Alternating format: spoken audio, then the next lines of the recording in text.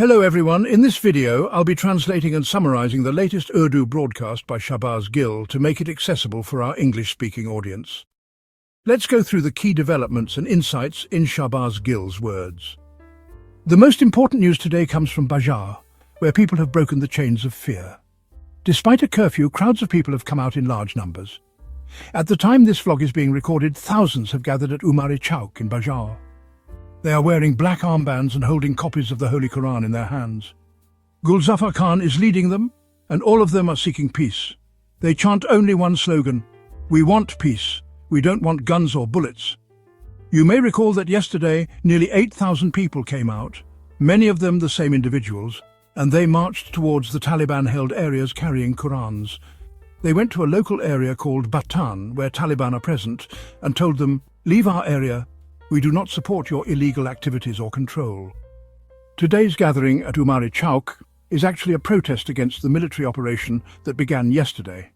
As you know, this operation started on the 29th of the month. Gul Zafar Khan tweeted today saying, "The people of Bajaur have gathered against the undeclared operation and curfew. Our homes were bombed by artillery and helicopters, killing 3 people and injuring more than 20. Today we are marching with our people toward the curfew-imposed area." As I mentioned, Gul Zafar Khan is leading this march. He has served as a member of the National Assembly and is a strong voice from this region. Thousands of people have tied black armbands and are marching toward areas where the military is present and curfew is in effect. This could lead to a very dangerous situation. You already know what happened previously at the brigade headquarters, where protesters gathered and shots were fired, resulting in deaths. That was in the Tira Valley, Khyber district. Now, similar unrest and tension may develop in Bajaur as well. If these crowds enter the curfew area, face-offs between civilians and military forces may occur. We urge again, political wisdom must prevail. The political leadership should step in and resolve the matter peacefully. Military operations are not a solution. Imran Khan from jail has said that military operations only increase hatred. The collateral damage turns public anger against the state. And terrorist groups benefit because the general public becomes alienated. Military operations cause deep wounds and rarely heal those wounds. According to Gul Zafar's tweet, 3 people have been martyred and about 20 injured. A photo has emerged showing an elderly man who was killed. These people had nothing to do with terrorism. They are victims of collateral damage. This echoes what Imran Khan said. If you kill one innocent person in a house, many from that house may join the terrorists. So rather than reducing terrorism, such actions multiply it. Unfortunately, no one listened to this even when Imran Khan said it. But now, decades later, even the United States has realized this. Pakistan's military has also held talks with militants. In the end, the same Taliban in Afghanistan were given the keys to power, and the United States had to flee in haste, abandoning weapons and equipment. Remember those heartbreaking scenes when people clung to the final departing planes and fell from the sky, tragic scenes that no one can forget. So now, when Imran Khan warned against military operations, he was labelled Taliban Khan. Later, the same critics reversed their stance and held negotiations with militants. Even today, dialogue is the best option, but now people are out with black armbands, and this could get very serious. On the other hand, the Khyber Pakhtunkhwa assembly session has been called 3 days later. Local journalists are criticizing this, saying, "Why convene the assembly after the operation ends?" They argue that if the assembly had met today, the people protesting could have had political support. Debates could have been held, awareness created, and better outcomes achieved. But holding a session after the operation is over is pointless. But before that, a personal announcement. I have learned through my sources that Pakistani generals, allies of a certain field marshal, have tasked their operatives, both inside and outside the party, with cutting ties with dissenting figures. These include people who refuse to fall in line with their decisions. My name and Shahzad Akbar's were at the top of this target list. They say, "Okay, Shahzad Akbar is not in any official committee, but Shahbaz Gill is, so remove him from all committees?" This is the 3rd time such a campaign is being launched against me. Let me tell you, I was warned earlier as well. 3 to 4 people had gone to Imran Khan with complaints about me, claiming I leaked committee discussions in my vlogs. I responded by sending a message to Khan Sahib, and he replied, "You're working honestly. Continue both your vlogs and your role in the committee." Still, as a precaution, I stopped attending committee meetings from January onward. I haven't been present in any session, so now they'll have to find a new excuse to attack me because they can't say I leaked information from a meeting I didn't attend. Ironically, journalists live tweet ongoing committee meetings as if they're sitting inside the room. So I find out about everything from Twitter, just like everyone else.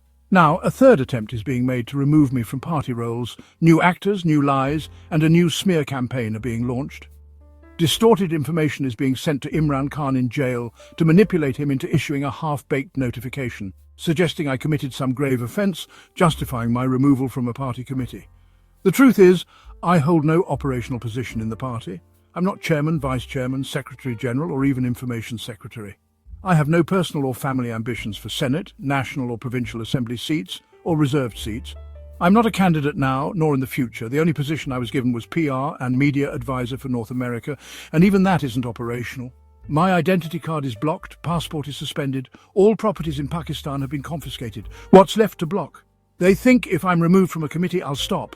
Imran Khan said, if I go to jail, I'll become even more dangerous. I say the same. If you try to silence me, I will become even more dangerous. I don't seek any position. I don't want to be a senator, MNA, MPA or minister. Neither do I want anyone in my family to be. I'm in this party for ideological reasons. Even if my basic membership is revoked, I will continue to support Imran Khan. I will stand with him boldly, especially during this difficult time, until he is released from jail and returns as Prime Minister. Then we'll see who's really in charge. But for now, I will not abandon my leader in his most trying hour. My case is before the court of the people. History never lies. Maybe I'm a traitor, maybe I'm loyal. Let history decide. As for those conspiring, I haven't been afraid before, and I won't be afraid now.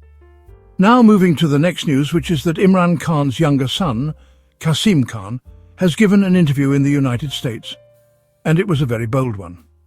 The most important thing he said was that everything happening right now is being done by General Asim Munir.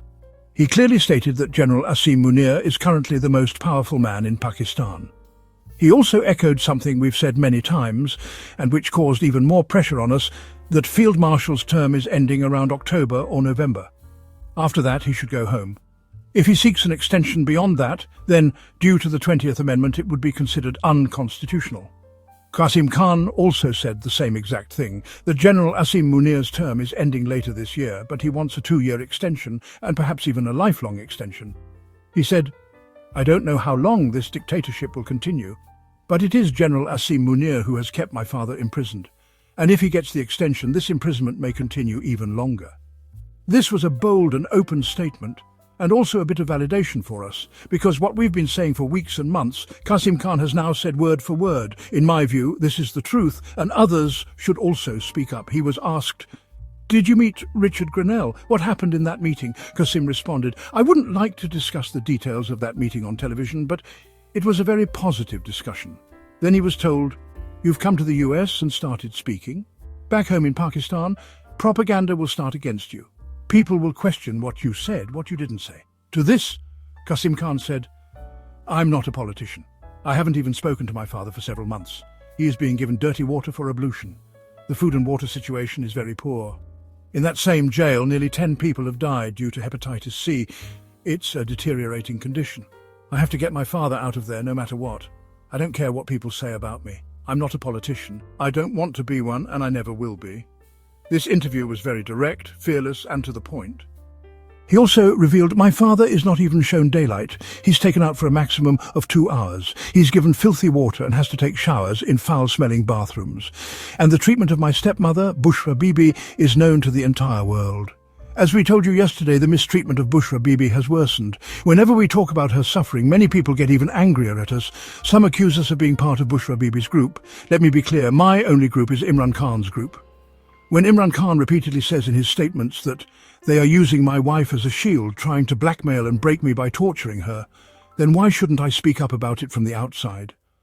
But the moment I speak about Bushra Bibi's rights, many people get offended. They assume I'm part of some faction. Again, my group is only one, Imran Khan. I look at the direction he's pointing toward, and I support that. As long as I can bear the weight of this struggle, I will stand by him. The day I can't, I'll say it openly. I can no longer carry the burden of Khan Sahib's vision. Goodbye. But until then, I will stand firm without fear or compromise. That's why if he speaks from inside prison about his worker, wife or anyone else, then we on the outside must raise our voices in support. Coming back, Qasim Khan's interview was powerful. Qasim Khan was very composed and focused.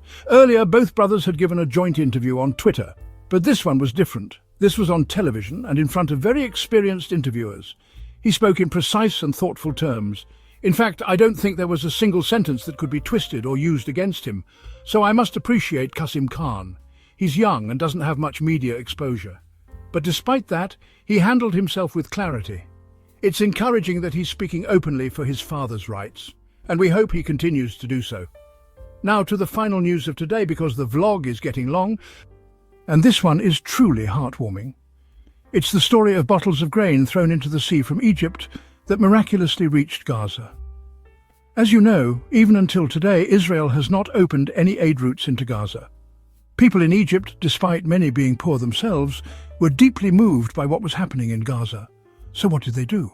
They filled plastic bottles with lentils and dried fruits, sealed them and threw them into the sea, hoping they might somehow reach Gaza. By the will of God, they did. Those bottles could have drifted elsewhere, but a large number reached Gaza.